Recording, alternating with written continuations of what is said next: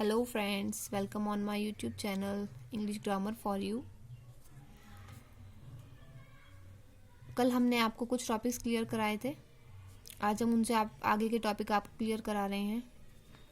ये टॉपिक्स करने के बाद हम टेंस करेंगे और टेंस करते करते बीच में जो भी टॉपिक होगा जिसकी ज़रूरत होगी वो मैं आपको क्लियर कराती जाऊंगी। आपको कुछ स्पेशल सीखना है, कुछ नया सीखना है, या फिर ये जो टॉपिक्स आपको कल कराए आज कराए इनमें से कुछ समझ में नहीं आया तो प्लीज़ मुझे कमेंट करके बताएं। मैं वो टॉपिक्स आपके सब क्लियर करने की कोशिश करूँगी। ओके, तो आज का हमारा पहला टॉपिक आ जाता है वर्ब। वर्ब को हम हिंदी में क्रिया बोलते हैं। मैं आपको साथ साथ हिंदी में इसलिए बताती हूँ ताकि आपको अच्छे से समझ में आ जाए, ठीक है। क्योंकि जब हम इंग्लिश बिल्कुल सीखना शुरू करते हैं तो हम एकदम से इंग्लिश को पूरी तरह समझ नहीं पाते हैं। ये मैं आपको पर्सनल एक्सपीरियंस से बता रही हूँ। जब हम धीरे धीरे करते रहेंगे फिर हमें इसकी हिंदी बताने की मुझे आपको बिल्कुल ज़रूरत नहीं होगी, ना आपको बिना हिंदी के आपको समझ में आने लगेगा। पर मैं अभी न्यू है ये सब और स्टार्टिंग है आपके लिए भी मेरे लिए भी, तो मैं आपको हिंदी बता रही हूँ ताकि आपको मेरी बात हिंदी में आसानी से समझ में आ जाए और आप लोगों को कोई प्रॉब्लम ना हो। तो इसलिए चलिए शुरू करते हैं। जैसे मैंने आपको बताया ये वर्ब है, वर्ब को हिंदी में हम क्रिया बोलते हैं, ठीक है। आप देखिए क्रिया मतलब कुछ काम करना, ठीक है। कुछ काम करना ही क्रिया कहलाता है। एग्जाम्पल के तौर पर आप देख लीजिए, जैसे कि कोई लड़का है महेश। अब सोचिए आप बोलते हैं महेश, वो सेंटेंस थोड़ी कहा जाएगा, वो तो नाउन बोली जाएगी क्योंकि वो एक अकेला महेश है। पर आप कहेंगे कि महेश कुछ करता है, महेश क्रिकेट खेलता है। तो महेश क्या कर रहा है? महेश खेल रहा है, वो कुछ क्रिया कर रहा है, कुछ काम कर रहा है।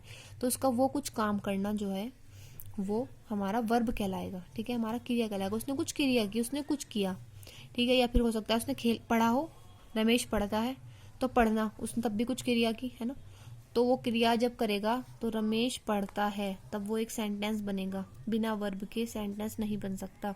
अकेली नाउन सेंटेंस नहीं बना सकती। नाउन तो रमेश रह जाएगा, वो महेश रह जाएगा, या आप कुछ और चीज ले सकते हैं, किसी जगह का नाम है तो वो अकेला नाम नाउन रह जाएगी, वो पूरा सेंटेंस नहीं बन पाएगा। जब तक हम किसी सेंटेंस में वर्ब को ना लिखें तब तक सेंटेंस नहीं बन पाता है, ठीक है। तो इसलिए वर्ब क्रिया मतलब सेंटेंस के लिए जरूरी होती है। डेफिनेशन देख लेते हैं इसकी। A verb is a word which is used to say something about some person, place or thing. क्रिया वह शब्द है जो किसी व्यक्ति, स्थान और वस्तु के बारे में कुछ कहने के लिए प्रयोग किया जाता है।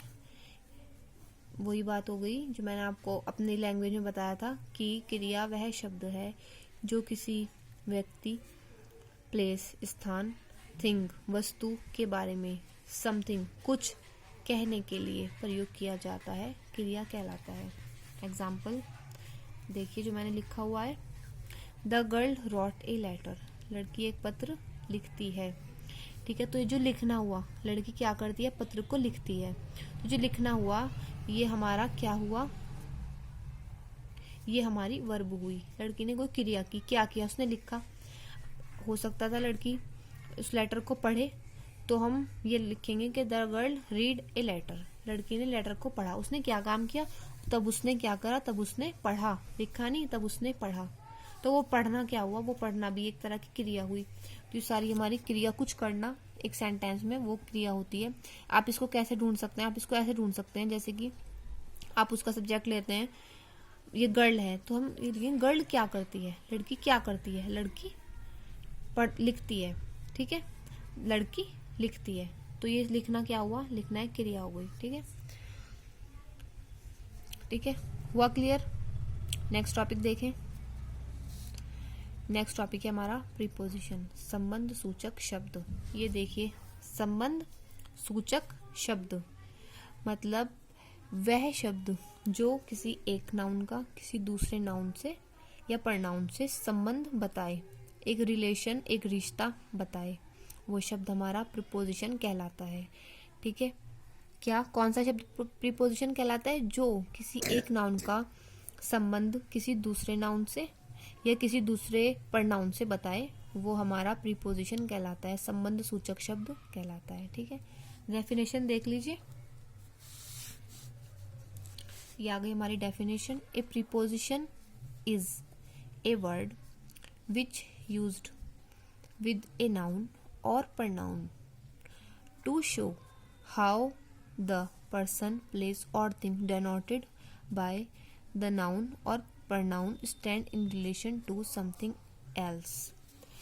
प्रीपोजिशन मतलब संबंध सूचक शब्द वह शब्द है जो किसी नाउन या प्रनाउन के साथ यह दर्शाने के लिए प्रयोग किया जाता है कि कैसे कोई व्यक्ति, स्थान या वस्तु दर्शाए गए हैं उस नाउन या प्रनाउन के द्वारा किसी अन्य से संबंध जोड़ने के लिए।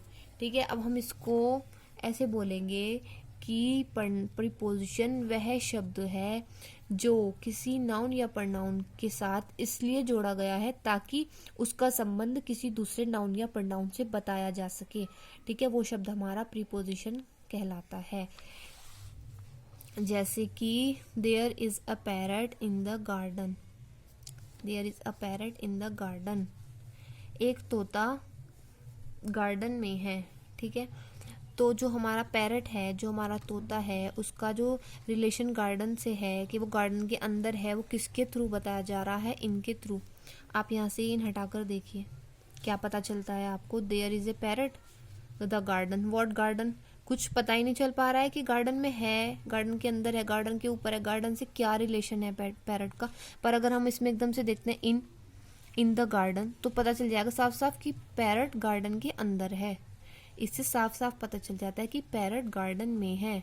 ठीक है, तो इसलिए ये हमारी प्रीपोजिशन है, ये एक नाउन का रिलेशन किसी दूसरे नाउन से बता रही हैं। ये इसलिए प्रयोग की गई है कि इस नाउन का रिलेशन इस नाउन से बताया जा सके। ठीक है, इसलिए यूज की गई हैं।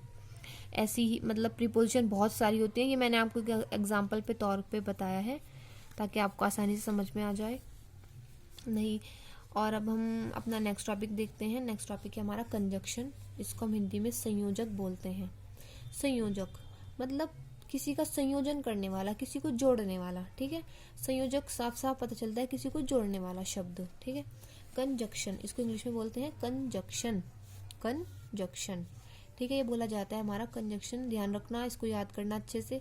तभी मैं आपको बार बार इसलिए बोलती हूँ, एक ही बात को रिपीट करती हूँ ताकि ये आपके माइंड में सेट हो जाए मेरी कही हुई बात। तो कंजक्शन मतलब संयोजक। ठीक है, दो शब्दों को, दो सेंटेंसेस को जोड़ने वाला शब्द कंजक्शन कहलाता है। ठीक है, डेफिनेशन देख लेते हैं। A conjunction is a word which is used to join two words or sentences. Conjunction वह शब्द है जो किसी दो शब्दों को या फिर दो सेंटेंसेस को जोड़ने के लिए प्रयोग किया जाता है। ठीक है, कंजक्शन वह शब्द है जो दो शब्दों को या फिर दो सेंटेंसेस को, दो वाक्यों को, ठीक है, जोड़ने के लिए प्रयोग किया जाता है। सेंटेंसेस का मीनिंग हिंदी में होता है वाक्य, दो वाक्यों को जोड़ने के लिए। ठीक है, एग्जाम्पल देखिए। एग्जाम्पल इसका, Ram and Hari are friends, Ram और हरि मित्र हैं। Raman and Hari are friends, sorry यहाँ पर रमन है, मैंने राम बोल दिया। Raman and Hari are friends, Raman और हरि मित्र हैं।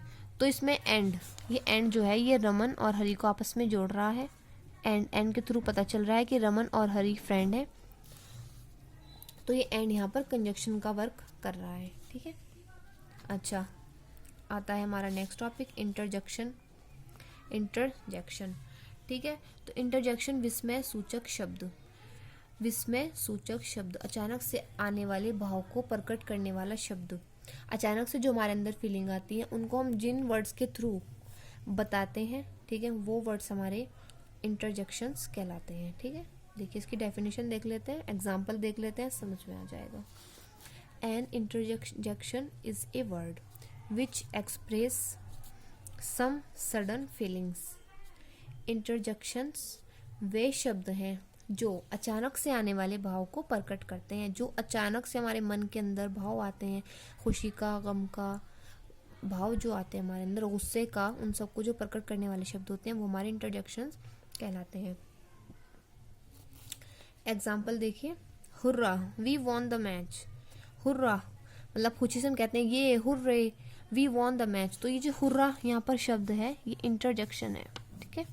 हुर्रा जो यहाँ पर शब्द है ये हमने खुशी से एकदम, जैसे हम मैच जीते तो हम खुशी से बोले hurrah, we won the match, ये हम मैच जीत गए, हम खुश हुए है ना, तो हम खुश होकर बोलते हैं कि hurrah we won the match. तो ये हुर्रा शब्द यहाँ पर विस्मय सूचक शब्द है, इंटरजेक्शन है, ठीक है। इसको हिंदी में विस्मय सूचक शब्द बोलते हैं, इंग्लिश में इंटरजेक्शन बोलते हैं। ये आपको याद रखना है, इंग्लिश के वर्ड्स हिंदी के इसलिए बताए मैंने आपको ये शुरू से आखिर तक सब, ताकि ये आपकी समझ में आ जाए। पर याद तो हमें इंग्लिश में करना है, सीखनी तो हमें इंग्लिश है ना। हिंदी तो इसलिए है कि हम आसानी से इंग्लिश सीख सकें, इसलिए आपको मैं हिंदी में बताती हूँ, ओके। और दूसरा ये भी है, जब मैंने खुद पढ़ा था ये सब तो मैंने भी शुरू में ऐसे ही सीखा था, कुछ हिंदी कुछ इंग्लिश। जब इंग्लिश समझ में आने लगी तो फिर सब इंग्लिश कर दी। पर शुरू में क्या होता है, शुरू में हमें थोड़ा हिंदी से ही आधी हिंदी आधी इंग्लिश लेके चलेंगे तो हमें आसानी होगी, ठीक है। तो इसलिए मैं आपको हिंदी में ही बताती हूँ, इंग्लिश में ही बताती हूँ। और एक बात कहना चाहती हूँ मैं आप लोगों को कि ये जो मैंने आपको सब कराया है, तो प्लीज़ आप लोगों को ये खुद करना है कि आप इसको एक रफ कॉपी पर लिख कर देखें, ठीक है। उससे क्या होगा, थोड़ा आपके माइंड में ये अच्छे सेट हो जाएगा जब आप इसको लिख के देखो, क्योंकि सबसे ज़्यादा हमारे वही चीज़ सेट होती है जो हम लिख कर देखते हैं, ठीक है। जब अगर आप इस चीज़ को इन सबको लिख कर देखेंगे, एक बार लिख कर देखिए, ज़्यादा टाइम नहीं लगेगा, 5 या 10 मिनट आपके लगेंगे, ठीक है। तो आप इसको लिख कर देखिए, आपकी समझ में ये सब बहुत आसानी से आ जाएगा। तो अगर आपको मेरी वीडियो पसंद आई हो तो प्लीज़ लाइक कीजिए, शेयर कीजिए अपनी फ्रेंड्स के साथ, जो लोग ग्रामर सीखना चाहते हैं उन लोगों